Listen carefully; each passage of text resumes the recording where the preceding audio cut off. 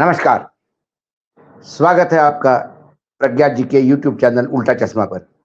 मैं हूं अशोक वानखड़े। बहुप्रतीक्षित और बहुचर्चित वक्फ बोर्ड नियंत्रण करने के लिए एक नया संशोधित कानून लाने का प्रस्ताव अ, वर्तमान केंद्र सरकार लाना चाहती थी। बहुत दिनों से चर्चा थी। फिर एक वक्फ कानून, वक्त प्रबंधन सशक्तिकरण दक्षता और विकास अधिनियम, इस नाम से एक कानून लाया गया। एकीकृत वक्फ प्रबंधन सशक्तिकरण दक्षता और विकास अधिनियम। लेकिन जब इस कानून के संशोधन देखते हैं तो कतई इस नाम को वो मेल खाते ऐसा दिखाई नहीं देता। इस पे कई चीजों पे, क्योंकि मुस्लिम समाज भी चाहता है कि वक्फ बोर्ड जो वर्तमान में जो कानून है उसमें कुछ खामियां है और भ्रष्टाचार भी है। ये सारी बातें वो लोग मानते हैं, लेकिन उसमें जो संशोधन होना चाहिए था वो छोड़ के बाकी संशोधन हो रहे हैं। तो इससे कहीं ना कहीं ये मैसेज देने का प्रयास क्या सरकार कर रही है कि वो कट्टर हिंदुत्व की तरफ अपना कदम बढ़ाते हुए फिर जो चूड़ी कसने वाली बात होती है बार बार, वो तो नहीं हो रहा है। लेकिन पहली बार 2014 से लेकर 2024 के दो दो चुनाव, दो सरकारें थी, मोदी वन मोदी टू। उसमें जो नहीं हुआ वो पहली बार मोदी तीन में होने को मैंने जो हुआ है, जो दिखा, वो ये कि लोकसभा में ये कानून का प्रस्ताव रखा गया। लेकिन बाद में जो अल्पसंख्यक मंत्रालय के मंत्री है किरण रिजिजू जी, इन्होंने वो प्रस्ताव वापस लेते हुए स्पीकर महोदय को जेपीसी को रेफर करने के लिए कहा है, ज्वाइंट पार्लियामेंट्री कमेटी। और उसके बाद स्पीकर महोदय ने कहा कि मैं जेपीसी बहुत जल्दी कॉन्स्टिट्यूट करूंगा, और जेपीसी कॉन्स्टिट्यूट करने के बाद फिर ये उसको रेफर किया जाएगा। अब उसके मायने क्या आते हैं, ये मामला अब खटाई में पड़ गया। लेकिन एक बात तो तय है कि केंद्र सरकार ने एक मैसेज देने का प्रयास किया 3 राज्यों के चुनाव के पहले कि वो सख्ती से कई चीजों पे सख्ती, खासकर मुसलमान समुदाय को लेके बरतने को तैयार है, ऐसा दिखाई देता है। अब यदि मैं इसको थोड़ा सा और डिटेल में जाऊं, क्योंकि अब जेपीसी को रेफर हो गया है, राज्यसभा में तो जाएगा ही नहीं, लोकसभा में तो आज पेश हुआ और उसके बाद विड्रॉ हुआ। अब इसमें क्या था, कानून क्या थे? करीब करीब पिछले 2 साल में 120 याचिकाएं विभिन्न कोर्ट में, विभिन्न हाई कोर्ट में, सुप्रीम कोर्ट में दायर हुई थी, और वो बार बार इसी बात को इंगित कर रही थी कि वक्फ बोर्ड के कानून के लिए सरकार, केंद्र सरकार को कुछ करना चाहिए। अब जब केंद्र सरकार ने सोचा और ये कानून लाया, उसमें ये था कि वक्फ बोर्ड को कोई भी आदमी जब जमीन दान करता है तो उसका ये था कि आ, उसको लगता था कि किसी कॉज के लिए जमीन देना है तो वो जमीन दान करता था। लेकिन अब उसमें एक जोड़ी गई है बात। वो एक बात ये है कि कोई भी इंसान जो कम से कम 5 साल से मुस्लिम धर्म अपनाया हुआ हो, ऐसा नहीं कि आपने कल मुस्लिम धर्म अपनाया और पूरी प्रॉपर्टी दे दी ना, कम से कम 5 साल का टेन्योर उसका मुस्लिम धर्म में होना चाहिए। उसके बाद वो जमीन देगा वक्फ बोर्ड की, तो उसकी तहकीकात की जमीन की मालकियत मालकियत किसकी है, सही में इनकी है क्या जो देना चाहता है, या डिस्प्यूटेड है, ये सारी चीजें पहले सर्वे की जाएगी और उसके बाद फिर ये वक्फ बोर्ड को ये जमीन जाएगी।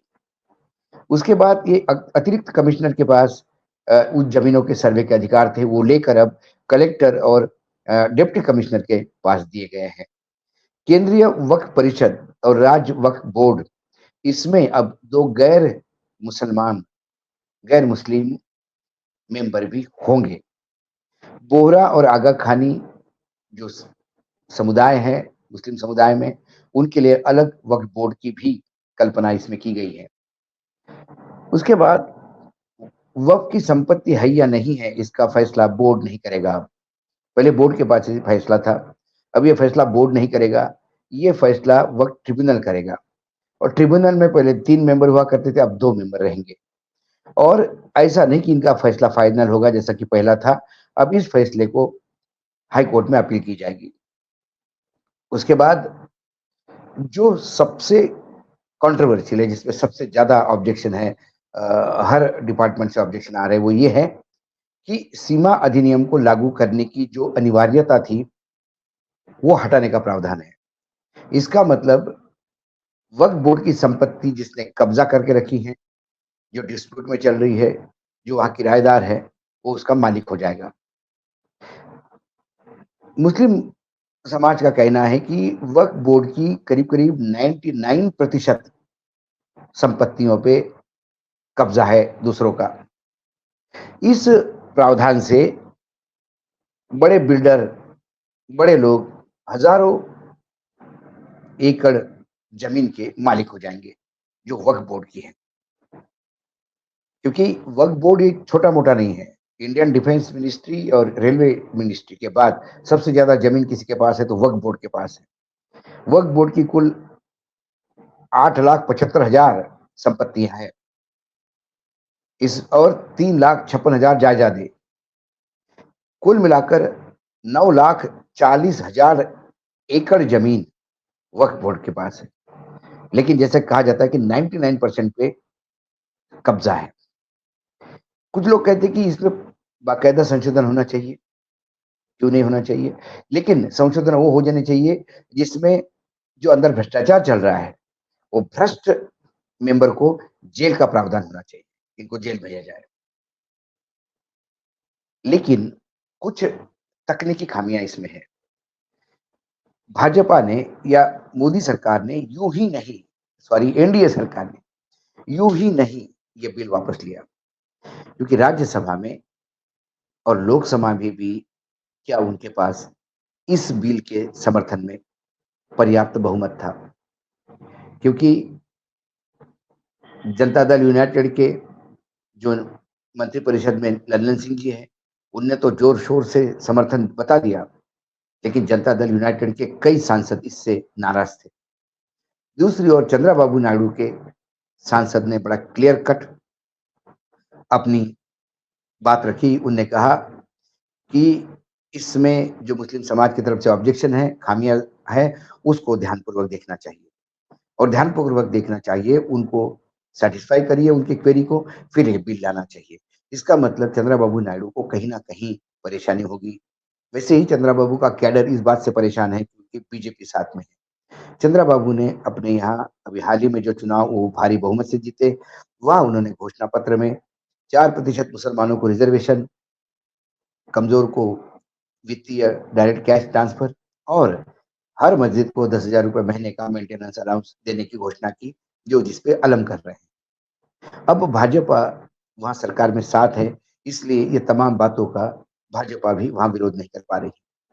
जो 4% मुस्लिमों को रिज़र्वेशन देता है, जो अ, मस्जिदों को 10,000 का मेंटेनेंस देता है, वहाँ वक्फ बोर्ड का ये जो नया कानून है, ये कानून वहाँ तकलीफ देगा, क्योंकि बिल फटेगा तो जनता वो टीडीपी का भी। इसलिए टीडीपी ने बड़ा कॉन्शियस होके बात कही है। यदि टीडीपी भी इससे बाहर चली जाती है, तो मैसेज अलग जाएगा। ये बैसाखियों के ऊपर सरकार है, मोदी जी ने पहली बार बैसाखी वाले सरकार में कुछ ऐसा बिल इंट्रोड्यूस करने का प्रयास किया था, जिन बैसाखियों पे वो चल रहे हो, वो बैसाखियाँ भी डगमगा रही हैं। इसलिए ये बिल डगमगा गया, अब जेपीसी में गया। अब जेपीसी में जो है मेंबर्स जनरली अनुपात से होते हैं, जिसकी जितनी स्ट्रेंथ होती है हाउस में, उस हिसाब से उनको जेपीसी में वो मिलता है, रिप्रेजेंटेशन मिलता है। अभी तक जो जेपीसी आई है, उसमें कई जेपीसीओं से कोई खास नतीजे नहीं निकले, ये हमने देखा। 1987 में बोफोर्स तोप सौदे में जेपीसी बनी थी। ये बात अलग है कि इस बोफर्स के चलते 1990 में कांग्रेस हारी। 1992 में सुरक्षा और बैंकिंग के लेन-देन में फिर जेपीसी बनी थी। फिर 96 में फिर कांग्रेस चुनाव हारी, लेकिन किसी और कारण से। 2001 में स्टॉक मार्केट स्कैम हुआ हर्षद मेहता वाला, उस पे जेपीसी बनी, उसका कोई असर नहीं हुआ, ना कोई फाइंडिंग उससे, क्योंकि ये जो जेपीसी की मैं परिणति बता रहा हूँ कि ये चुनाव हारे या जीते, कुछ जगह कुछ भी नहीं हुआ, लेकिन जेपीसी के कोई नतीजे नहीं आए। यदि बोफोर्स सौदे में से कोई नतीजे आए, नहीं आए। सुरक्षा एंड बैंकिंग लेन-देन में आए, नहीं आए। स्टॉक मार्केट स्कैम में आए, नहीं आए। फिर 2003 में अटल जी के समय सॉफ्ट ड्रिंक, जूस और पेस्टिसाइड की एक फाइंडिंग थी और बड़ी उस पे भी जेपीसी ऑर्डर हो गई और बड़ी-बड़ी जो सॉफ्ट मेकर ड्रिंक कंपनियाँ हैं उनको टारगेट किया गया। लेकिन उसमें से भी कुछ खास निकला नहीं, लेकिन अटल जी की चुनाव हार गई। लेकिन अटल जी की चुनाव फ़ील गुड फैक्टर और 6 महीने पहले चुनाव करवाने की वजह से हारी थी। उसके बाद 2011 में जीप एक्सट्रम घोटाला आया, 2014 में फिर कांग्रेस हारी। लेकिन 2014 में कांग्रेस इसलिए हारी कि कांग्रेस में अपने क्राइसिस थे। लेकिन जी स्पेक्ट्रम घोटाले में भी कोई जेपीसी का नतीजा नहीं निकला। सॉफ्ट ड्रिंक, जूस, पेस्टिसाइड वाली जेपीसी में भी कुछ नहीं। 2013 में वीआईपी चॉपर घोटाला आया, फिर उसमें भी कुछ नहीं है। लेकिन वी कांग्रेस इसलिए चुनाव हार गई कि 2014 में नरेंद्र मोदी नाम का एक तूफान भारतीय राजनीति के क्षितिज पे आ चुका था। 2015 में भूमि अधिग्रहण और पुनर्वास बिल लाया गया जिसका कोई नतीजा नहीं। एनआरसी का एक बिल आया उसके ऊपर कोई नतीजा नहीं है। ऐसा कुल मिला के जेपीसी का कोई बहुत ज्यादा रिकॉर्ड होगा, साफ सुथरा वो नहीं दिखता मुझे। ऐसे में ये जेपीसी क्या करेगी ये पता नहीं। लेकिन एक मेजर कंट्रोवर्सी जो अखिलेश जी ने हाउस में उठाई, ये जो वक्फ बोर्ड है इसके कानून बनाना या मंदिरों के लिए कानून बनाना, ट्रस्ट के लिए कानून बनाना, ये अधिकार राज्यों के हैं। हमारे यहाँ 3 लिस्ट होती है, राज्य सरकार की लिस्ट, केंद्र सरकार की लिस्ट और एक कॉन्करेंट लिस्ट।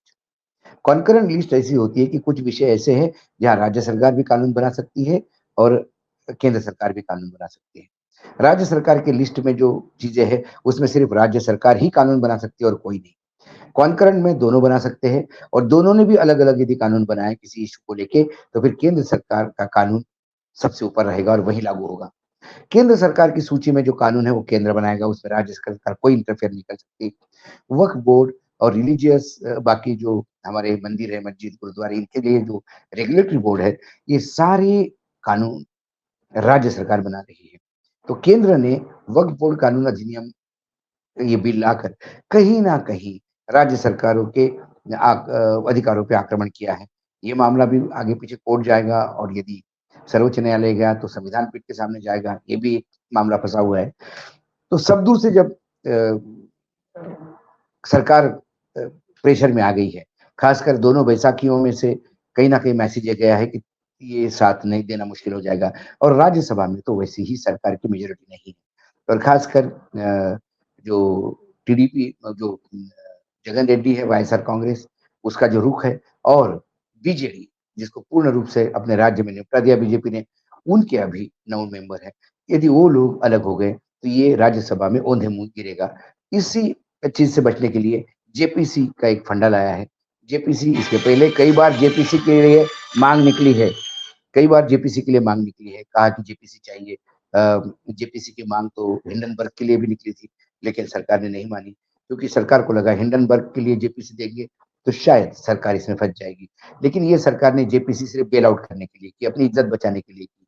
लेकिन इज़्ज़त बचाने के लिए यदि बिल विथड्रॉ करना चाहते हैं, वही सबसे बड़ी बेइज़्ज़ती है सरकार की और ये बताती है कि सरकार के पास कई जगह पे समर्थन के ऐसे ही लाले पड़ेंगे।